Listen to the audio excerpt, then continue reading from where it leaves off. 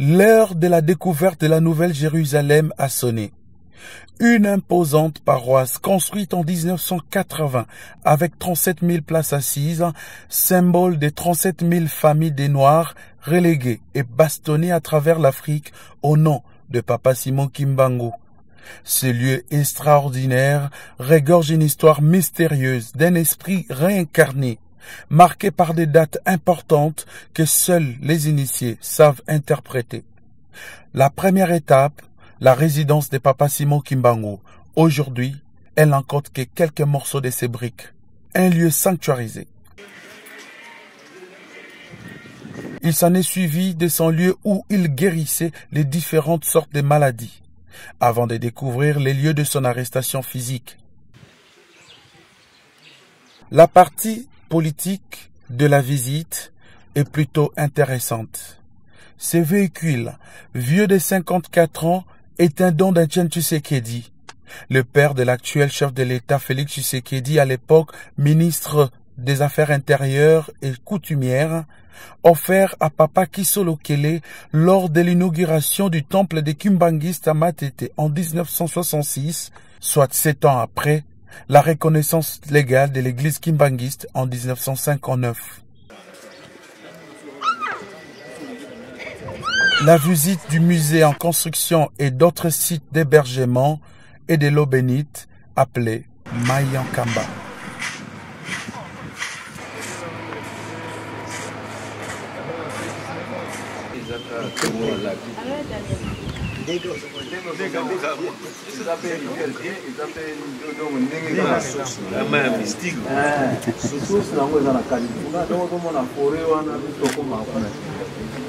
L'heure est arrivée afin de lier l'utile à l'agréable. C'est à 14 heures que les entrées de Papa Simon Kimbangu Kiangani se sont ouvertes à la délégation du groupe des 13, conduite par le professeur Daniel Mukoko Samba, fils du coin.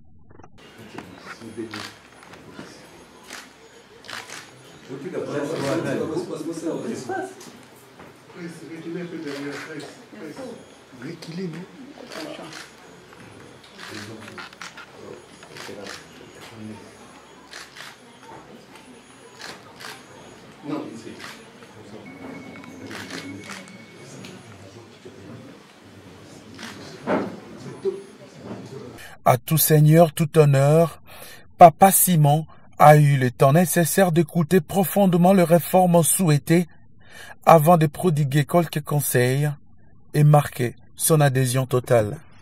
Merci beaucoup. Au nom du Père, du Fils et du Saint-Esprit, je pense que nous tous, nous avons suivi l'adresse du chef suprême représentant de l'église Kimbanguiste, c'est Papa Simon Kimbangu. Lui, quand il parle, derrière lui, personne ne peut parler. Il a tout dit. Nous tenons seulement à lui remercier. Et puis nous vous souhaitons seulement bon retour et toujours l'attachement en camp. Daniel Mukoko Samba affirme que le groupe des 13 ne se sent nullement gêné de voir aujourd'hui les politiciens congolais emboîter les pas pour le même démarche.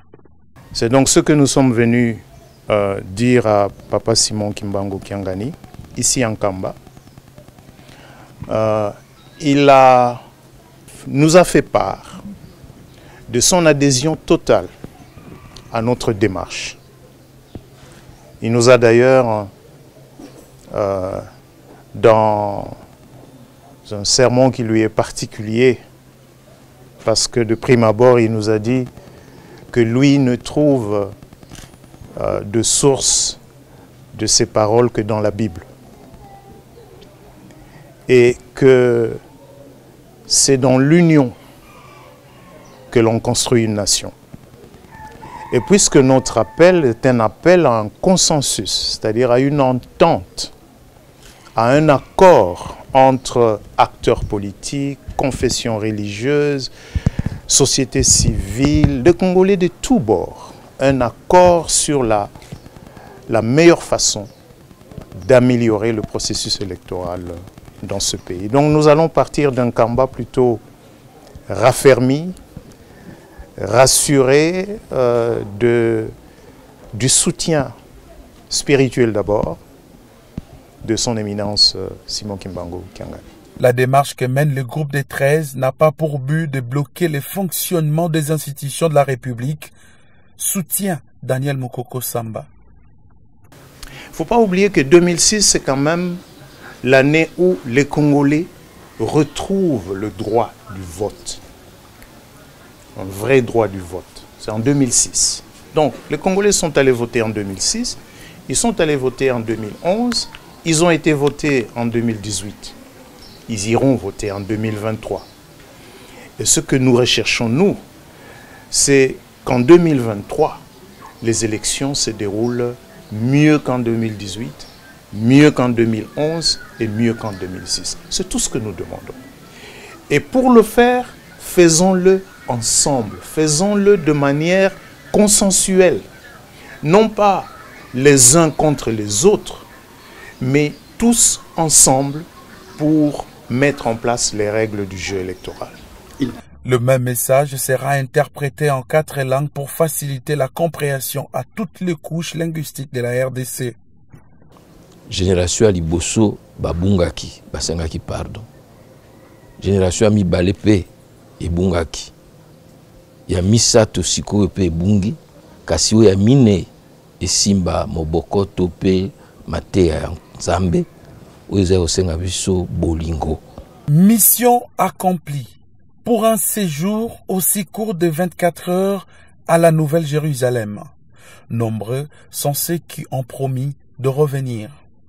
Il s'est de rappeler que, depuis le début de leur démarche pour solliciter les réformes électorales consensuelles auprès des forces vives et la classe politique, le groupe des 13 a réussi à convaincre le chef de l'État, Félix Tshisekedi, le Premier ministre Ilunga Ilunkamba, les membres de la Commission électorale nationale indépendante, les acteurs de la société civile impliqués dans le processus électoral, les chefs religieux de l'Église catholique romaine et l'Église protestante, dite l'Église du Christ au Congo.